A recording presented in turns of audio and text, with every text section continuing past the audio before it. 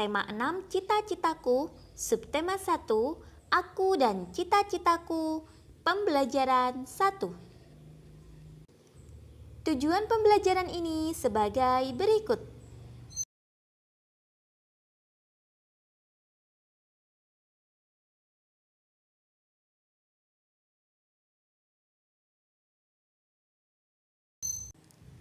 Perhatikan gambar berikut. Nah, pada gambar ini kita diminta untuk menuliskan kegiatan atau pekerjaan yang dijelaskan dari gambar. Menjelaskan keahlian atau kegiatan sesuai dengan jenis pekerjaannya. Untuk gambar pertama, itu gambar tersebut menunjukkan pekerjaan seorang guru. Aku seorang guru. Maka kegiatan yang dilakukan, kegiatan utamaku sehari-hari adalah mendidik murid-murid untuk berkepribadian baik dan mengajari murid-murid berbagai mata pelajaran serta memastikan semua murid memahami apa yang sudah aku terangkan. Untuk gambar yang kedua, yaitu gambar seorang arsitek. Kegiatan utamanya yaitu merancang dan mendesain bentuk bangunan. Berikutnya gambar yang ketiga, kelihatan sekali ya. Gambar seorang dokter hewan. Kegiatan utamanya yaitu menjaga kesehatan hewan dan memeriksa, mendiagnosa penyakit pada hewan kemudian memberinya obat. Selanjutnya gambar pelukis ya, kelihatan. Di situ sedang memegang alat lukis, kemudian juga menggoreskan kuas ke kanvas. Kegiatan utamanya yaitu melukis objek berupa pemandangan alam, wajah seseorang, dan lain sebagainya. Lalu ada gambar, yaitu seorang pilot. Kegiatan utamanya yaitu mengemudikan pesawat terbang untuk mengantarkan penumpang dari satu tempat ke tempat lainnya. Bagaimana denganmu? Kamu pasti juga mempunyai mimpi dan harapan tentang kegiatan atau pekerjaanmu kelak. Itulah cita-cita. Tuliskan tentang cita-citamu, kegiatan utama serta keahlian yang harus kamu miliki sehubungan dengan cita-cita tersebut. Udin dan Beni ternyata memiliki cita-cita yang sama. Mereka berdua ingin menjadi seorang guru. Menurut Udin, ia ingin menjadi guru karena gurulah yang membuatnya menjadi selalu ingin tahu tentang banyak hal. Udin menunjukkan sebuah tulisan dari sebuah majalah untuk menjelaskan pendapatnya tentang guru. Berikut teks yang ditemukan Udin. Cita-citaku. Anganku melayang ke masa depan. Aku ingin menjadi seorang guru. Guru adalah pejuang ilmu di garis depan. Guru tanpa pamrih berbagi ilmu. Aku akan berusaha mencapai cita-cita. Takkan lelah aku mencari ilmu. Takkan aku berpangku tangan saja demi tercapainya cita-citaku. Teks berjudul Cita-citaku tersebut merupakan sebuah karya yang disebut puisi. Puisi merupakan salah satu bentuk karya sastra dengan bahasa yang indah dan penuh makna. Ciri-ciri puisi meliputi ada judul, kemudian terdapat bait yang terdiri dari beberapa baris. Lalu ada keteraturan bunyi vokal. Kemudian puisi juga menggunakan kata-kata yang indah. Perhatikan kembali puisi Cita-Citaku. Bunyi vokal dari kata terakhir setiap baris, ya. Dari baris pertama, anganku melayang ke masa depan. Berarti ini bunyi vokalnya adalah A. Lalu, aku ingin menjadi seorang guru. Ini memiliki bunyi vokal U. Guru adalah pejuang ilmu di garis depan. Ini memiliki bunyi vokal A. Guru tanpa pamrih berbagi ilmu. Ini memiliki bunyi vokal U. Nah, pada puisi tersebut terlihat adanya keteraturan bunyi vokal dari kata terakhir setiap baris.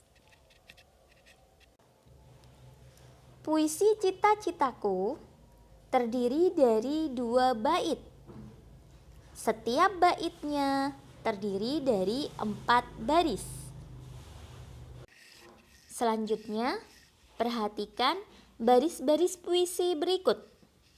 Nah, baris-baris puisi tersebut dapat kita buat menjadi 1 bait puisi. Ya, kakak contohkan 1 bait puisi dari baris-baris tersebut, yaitu Guru selalu membimbingku. Guru mengajakku untuk maju. Sungguh berjasa guruku. Ku ingin membalas jasamu. Nah, itu contoh susunan bait puisi. Selanjutnya, mari kita baca percakapan antara Lani dan Udin berikut. Apakah aku bisa mengubah susunan baris dalam puisi itu ya? Menurutku seharusnya bisa, Lani. Asalkan maknanya kurang lebih sama. Kenapa, Lani? Betul juga.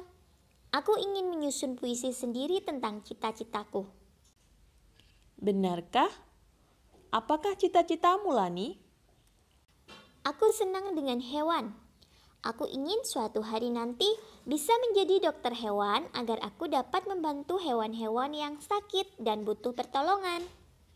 Wah, hebat juga cita-citamu. Kebetulan aku punya beberapa hewan peliharaan di rumah.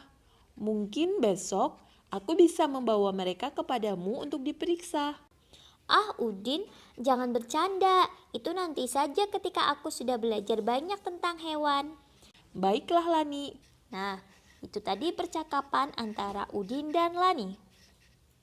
Apakah kamu memiliki hewan peliharaan seperti Udin? Apa saja hewan peliharaanmu itu? Bagaimana kamu memelihara hewannya?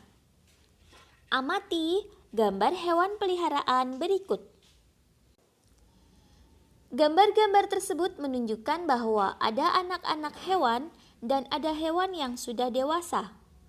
Artinya, hewan-hewan tersebut mengalami pertumbuhan.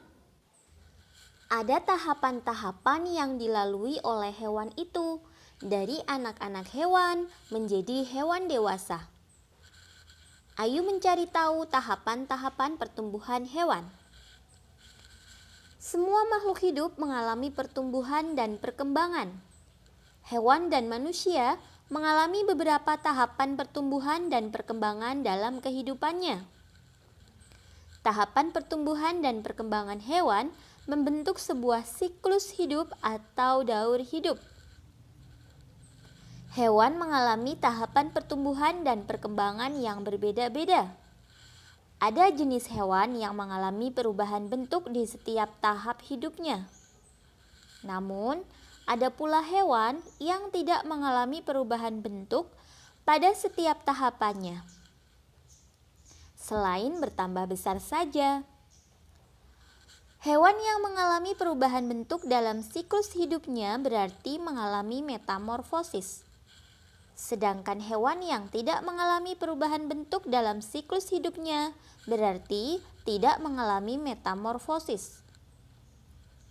Di antara hewan yang mengalami metamorfosis, ada hewan yang mengalami perubahan bentuk pada setiap tahapannya, ada juga yang tidak. Hewan yang mengalami perubahan bentuk pada setiap tahapan pertumbuhan dan perkembangannya dinamakan mengalami metamorfosis sempurna. Sedangkan hewan yang mengalami perubahan bentuk hanya pada beberapa tahap tumbuh kembangnya dinamakan mengalami metamorfosis yang tidak sempurna. Jadi, kesimpulannya, siklus hidup hewan adalah rangkaian proses tahapan hidup yang dilalui oleh hewan mulai dari telur menetas bagi hewan ovipar atau hewan yang bertelur, atau bisa juga mulai dari anak hewan jika hewan tersebut vivipar atau hewan yang melahirkan. Kemudian masa remaja, dewasa, sampai menghasilkan sel kelamin yang siap dibuahi serta menghasilkan keturunan kembali. Hewan dalam perkembangan dan pertumbuhannya memiliki dua jenis siklus hidup, yaitu siklus hidupnya mengalami metamorfosis dan ada pula yang siklus hidupnya tidak mengalami metamorfosis. Hewan yang siklus hidupnya mengalami metamorfosis pun masih dibedakan menjadi dua, yaitu metamorfosis sempurna dan metamorfosis tidak sempurna. Untuk bekerja sama dengan orang tua, amatilah hewan-hewan peliharaan di sekitar rumah. Diskusikan bersama dengan orang tua tahapan pertumbuhan yang terjadi pada hewan peliharaan